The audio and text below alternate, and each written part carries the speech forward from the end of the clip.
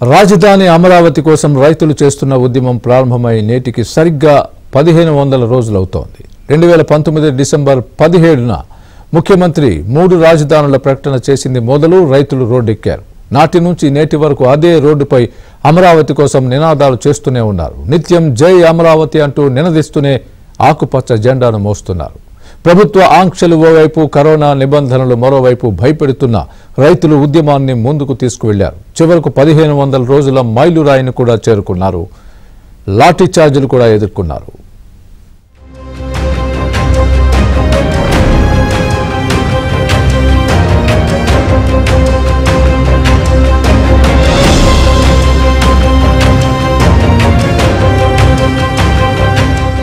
రాజధాని అమరావతి ఉద్యమం 1500 రోజు మైలురాయిని చేరుకుంది.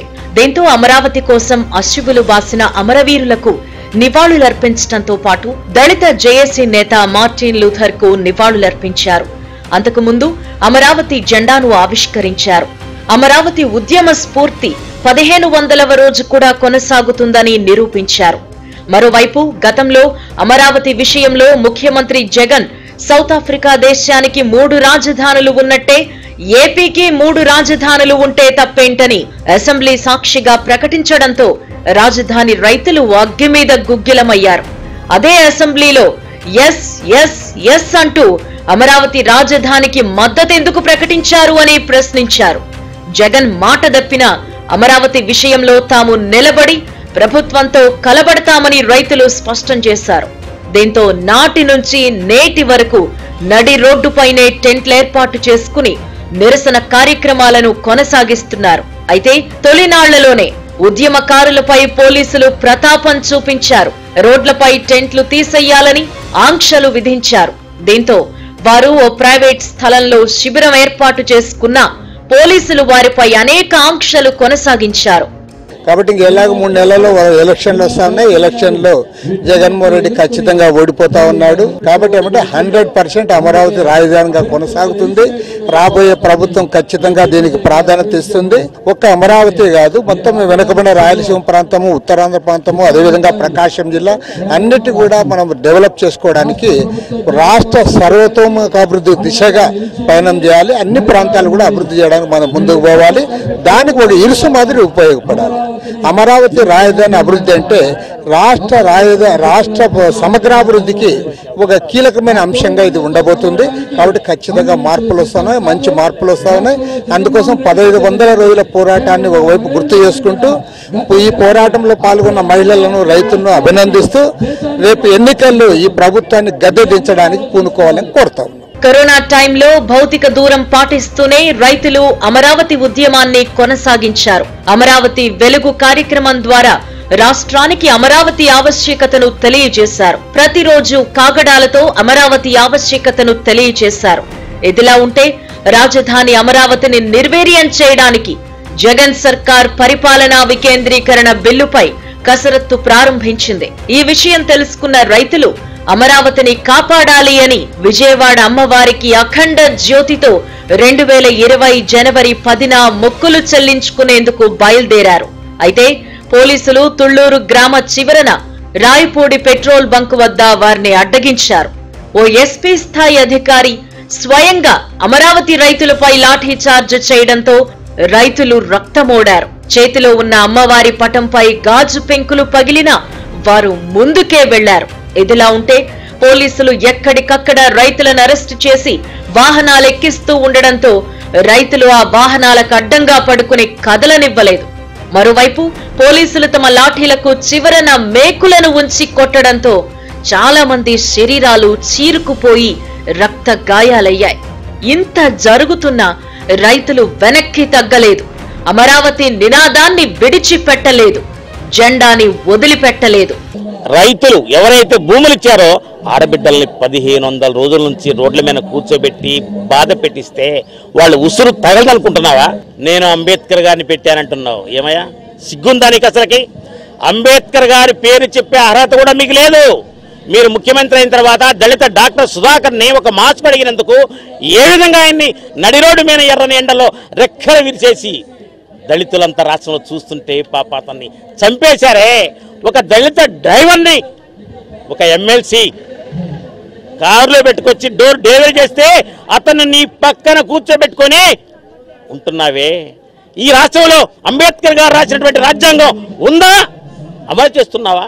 న్యాయాన్ని చూసే విధంగా ఆయన రాజ్యాంగాన్ని వారు రచిస్తే నువ్వు పులివింతల రాజ్యాంగాన్ని రచించి ప్రజల్ని హింసించావే, అట్రాసిటీ కేసులు పెట్టినట్టు దుర్మార్గుడు జగన్మోహన్ రెడ్డి అని చెప్పి నేను తెలియజేస్తా ఉన్నాను. ఇదిలా ఉంటే ఓవైపు అమరావతి శ్మశానం ఎడారి అంటూ ప్రభుత్వ పెద్దలతో చెప్పిస్తూ అమరావతిని నిర్వీర్యం చేసే కుట్రకు జగన్ సర్కార్ బీజం వేసింది.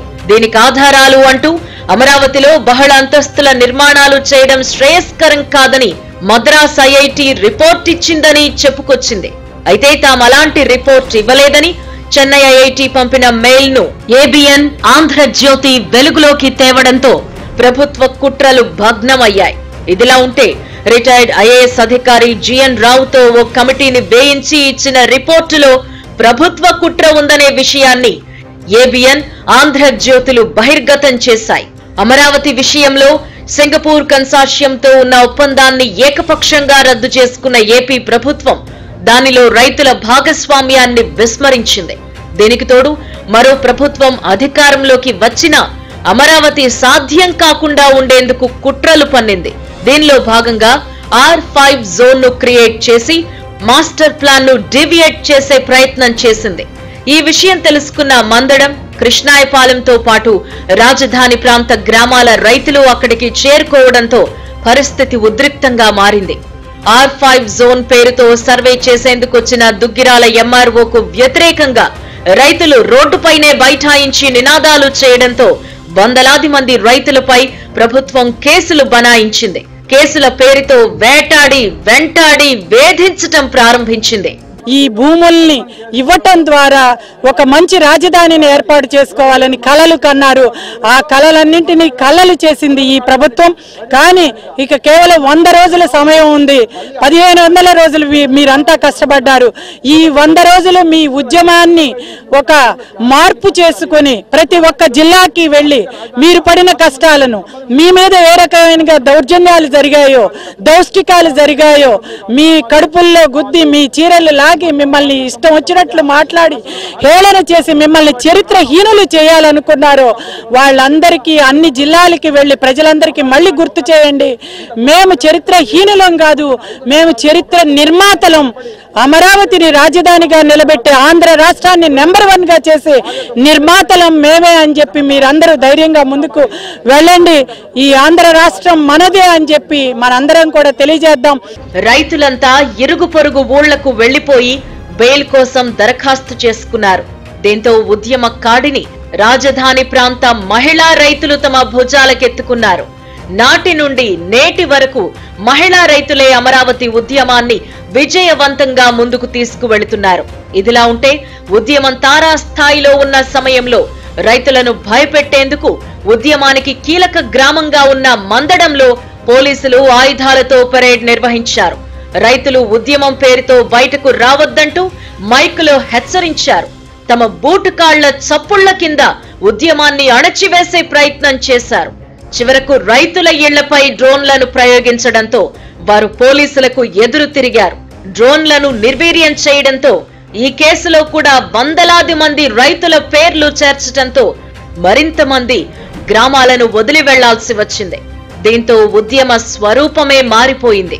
ఇక అమరావతి ఉద్యమం పూర్తి స్థాయిలో మహిళా ఉద్యమంగా రూపాంతరం చెందింది.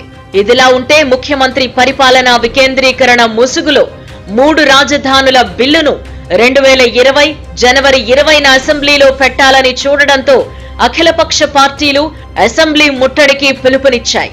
దీంతో అటు అమరావతి రైతులు కూడా అసెంబ్లీ వెనుక నుండి వెలగపూడి, దొండపాడు, తుళ్లూరు, రాయపూడి, అబ్బురాజుపాలెం, నేలపాడు, లింగాయపాలెం తదితర గ్రామాల నుండి కాలినడకన అసెంబ్లీ వద్దకు చేరుకున్నారు. మరోవైపు అసెంబ్లీ ముందు వైపుకు కృష్ణాయపాలెం, మందడం, వెంకటపాలెం తదితర గ్రామాల నుండి రైతులు అసెంబ్లీని చుట్టుముట్టారు. రైతులు అసెంబ్లీ ముందున్న కాలువలో దిగి మరీ రైతులు దూసుకురావటంతో అప్పటికప్పుడు అదనపు బలగాలను తెప్పించి వారిని నిలువరించాల్సి వచ్చింది. పోలీసులు ఎంత నిర్బంధం విధించినా గుంటూరు ఎంపీ గల్లా జయదేవ్ అసెంబ్లీకి చేరుకున్నారు. దీంతో ఆయన అరెస్టు చేయడానికి పోలీసులు ప్రయత్నించగా ఆయనకు గాయాలయ్యాయి. రైతులు పోలీసుల లాఠీ దెబ్బల నుండి తప్పించుకోవడానికి జాతీయ జెండాలను కప్పుకోవడంతో పోలీసులు వాటిని లాగి మరీ వారిపై లాఠీలు ఝళిపించారు. అయినా రైతులు ఎట్టకేలకు అసెంబ్లీ గేటును తాకడంతో అమరావతి ఉద్యమ స్ఫూర్తి కేంద్ర రాష్ట్ర ప్రభుత్వాలకు తెలిసొచ్చింది. దీంతో కేంద్రంలో ఉన్న బీజేపీ స్వరం కూడా మారింది. రాష్ట్రంలో అధికారంలో ఉన్న వైసీపీ మాత్రం ఉద్యమాన్ని అణచడానికి అన్ని మార్గాలను అన్వేషించింది.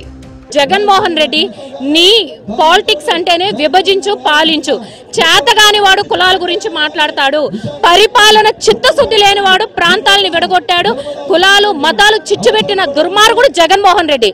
ఇవాళ నువ్వు ఎంత caste vote bank division vote bank చేసినా ఆంధ్రప్రదేశ్ ప్రజలందరూ మా భవిష్యత్తు కోసం, మా బిడ్డల భవిష్యత్తు కోసం ఖచ్చితంగా జగన్మోహన్ రెడ్డిని మళ్లీ చెరసాల పాలు చేయడం ఖాయం.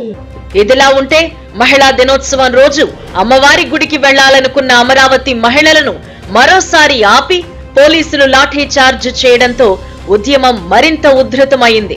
ఇలా ప్రభుత్వం ఏదో ఒక కుట్ర పన్నిన ప్రతిసారి ఉద్యమం ఉవ్వెత్తున ఎగసిపడింది. ఉద్యమానికి అధికార వైసీపీ మినహా అన్ని రాజకీయ పార్టీలు అండగా నిలవడంతో ఉద్యమం కీలక దశకు చేరుకుంది. ఇదిలా ఉంటే రాజధాని అమరావతిని నిర్వీర్యం చేయడానికి జగన్ సర్కార్ R5 జోన్ లో వైసీపీ కార్యకర్తలకు సెంటు స్థలాల పేరుతో మాస్టర్ ప్లాన్ ను దెబ్బతీసే కుట్ర చేసింది. దీన్ని రైతులు న్యాయస్థానాల్లో సవాల్ చేయటంతో ఆ ప్రయత్నం విఫలమైంది. ఈ 5 ఏళ్లలో రైతులు తమ పండుగలు పబ్బాలు అన్ని ఉద్యమ శిబిరాల్లోనే నిర్వహించారు. ఉద్యమం ప్రారంభమైన తొలి ఏడాది సంక్రాంతి పండుగను టీడీపీ అధినేతతో పాటు ఆయన కుటుంబం మొత్తం రాజధాని గ్రామాల్లోనే జరుపుకుంది. రైతులకు చంద్రబాబు సతీమణి పిండి వంటలు తీసుకువెళ్లడంతో పాటు ఉద్యమానికి నేను సైతం అంటూ తన గాజులను విరాళంగా ఇచ్చారు. మరోవైపు పండుగ సందర్భంగా వేసిన భోగి మంటల్లో జిఎన్ రావు కమిటీ రిపోర్టును వేయడంతో పాటు ఈ ఏడాది జరిగిన భోగి మంటల్లో చంద్రబాబు పవన్ కళ్యాణ్లు ప్రభుత్వ ప్రజా వ్యతిరేక నిర్ణయాల జీవో కాపీలను వేసి నిరసన తెలిపారు. అక్కడి నుండే ఈ ప్రభుత్వానికి చరమ గీతం పాడుతామని ఇరువురు నేతలు రైతులకు హామీ ఇచ్చారు.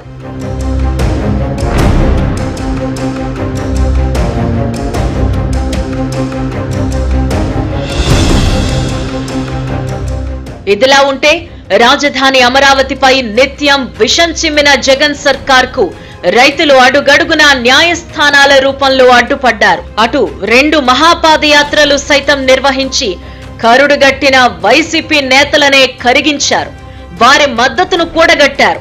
అటు న్యాయస్థానాలు అమరావతి రైతులకు వెన్నుదన్నుగా నిలిచేలా చేసుకోగలిగారు. 1500 రోజులుగా అమరావతి ఉద్యమాన్ని అలుపెరుగక ముందుకు తీసుకువెళుతూనే ఉన్నారు. ప్రపంచ చరిత్రలోనే సుదీర్ఘకాలం నడిచిన మహిళా ఉద్యమంగా అమరావతి ఉద్యమాన్ని చరిత్రలో లిఖించారు.